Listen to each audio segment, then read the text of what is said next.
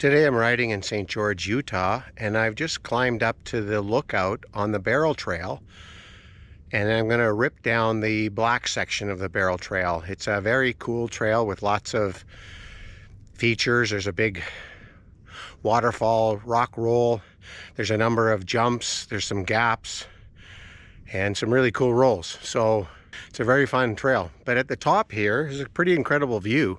So I'll give you the 360. There's the city of St. George off in the distance there. And the next mesa over is the Zen Trail. Down here is Bear Claw Poppy. And as I sweep around, off in the distance here, there's the Rimrock Trail. And then behind it is the Suicidal Tendencies Mesa. So there's a number of these tilted mesas here in St. George that are fabulous rides. So today I'm test riding the 2023 Scott Genius. And it's a very cool bike. I rented it from the Rapid Cycles guys here in St. George, and it really caught my eye when it was in the showroom. So when I first looked at it, I thought it was an e-bike. But if you look more closely, it's not an e-bike, but the suspension is embedded inside the frame, and it has a hatch here that allows you to get at it to service the rear shock. I'm riding the medium frame, and so it comes with a carbon frame and the Fox 36 float front shock, and it comes with a 160 and 150 millimeters of front and rear suspension.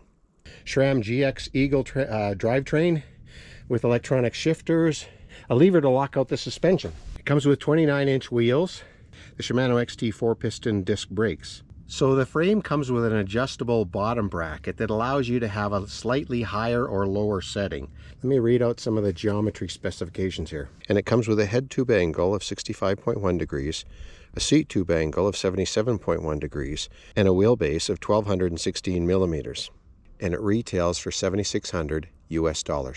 So this bike compares really well with the current bike I ride, which is the 2021 Giant Rain in the medium version, medium-sized frame as well.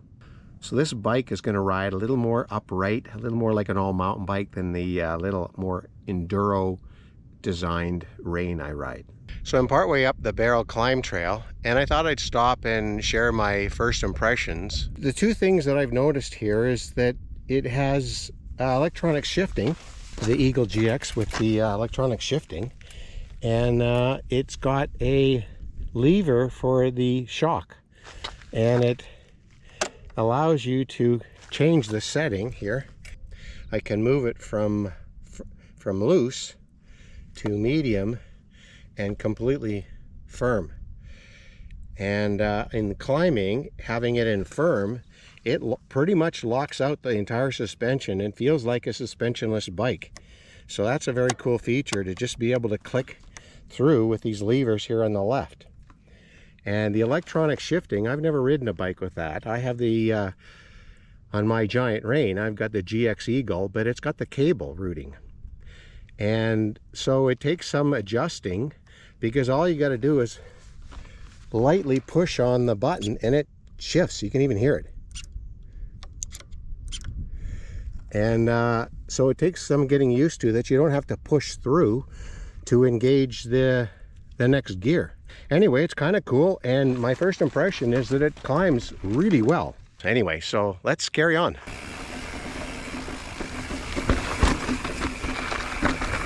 So I don't think I'm going to be ripping it today, because the controls on the handlebars here are so different than on my Giant Rain. So I got to get used to that a little bit first. Okay, here's one of these waterfall rolls.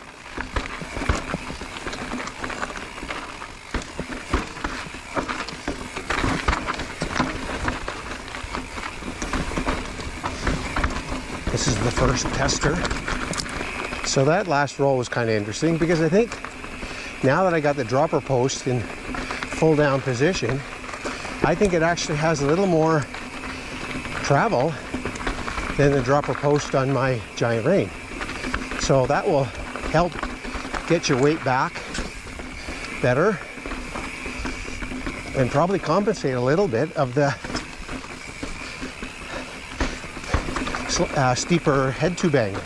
And then back to the frame for a moment. I think the idea of putting the shock inside the frame like that is so that it's out of the elements. You can get a lot of dirt and dust on these things here. Okay, here's the waterfall. I gotta concentrate on this.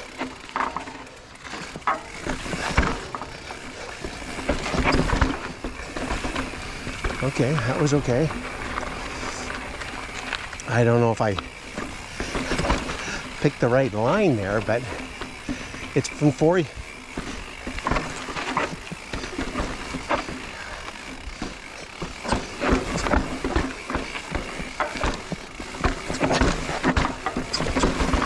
Okay, tested, done. So it's pretty steep waterfall. It's a staircase all the way down. And bike handle it well. That's the thing about St. George, I think. Most of the trails here are more of a cross-country nature. And so the bikes that they have to rent are more like that. It's kind of hard to find an enduro caliber bike here.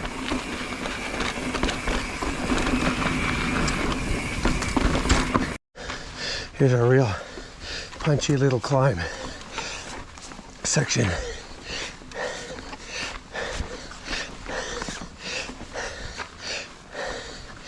Did it.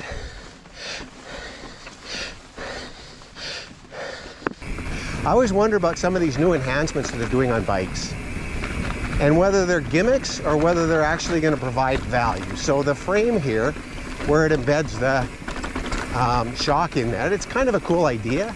I'm not convinced it's all that necessary. I do need to service my shock fairly frequently because I ride my Giant Rain a lot. And then the electronic shifters this bike has, I mean, they're kind of handy, but I don't know. When you like what you're used to, at least I do. So there's a steep roll here. Another tester.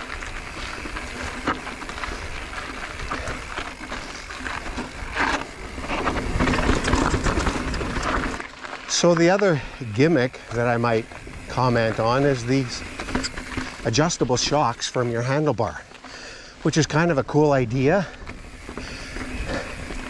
But on my Rain, I just leave it in slack setting and don't mess with it at all. So even on my climbs, what I find is I forget about it a lot and then end up descending with it infirm. And I like the suppleness to absorb the bumps on technical climbs. So I don't really need the handlebar levers nor the electronic shifters. And if they were free, I guess maybe I'd get used to them, but I wouldn't want to pay anything for them.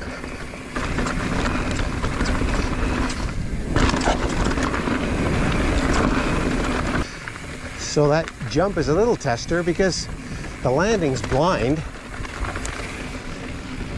It's a little unnerving when it's like that.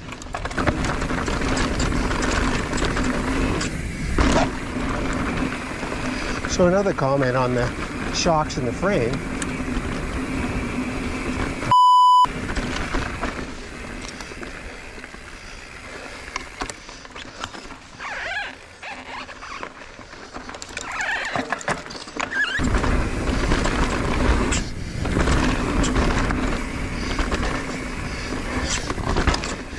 Need more speed. Oh, yeah, it's rolling here.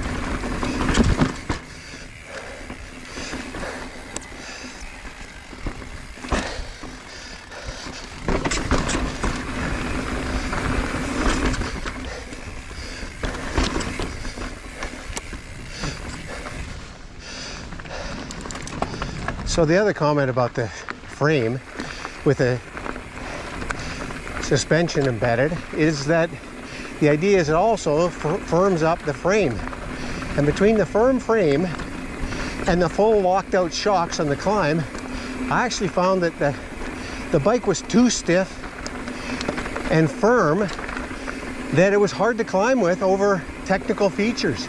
It didn't roll through a lot of the things I'd normally have rolled right through with my old Rain.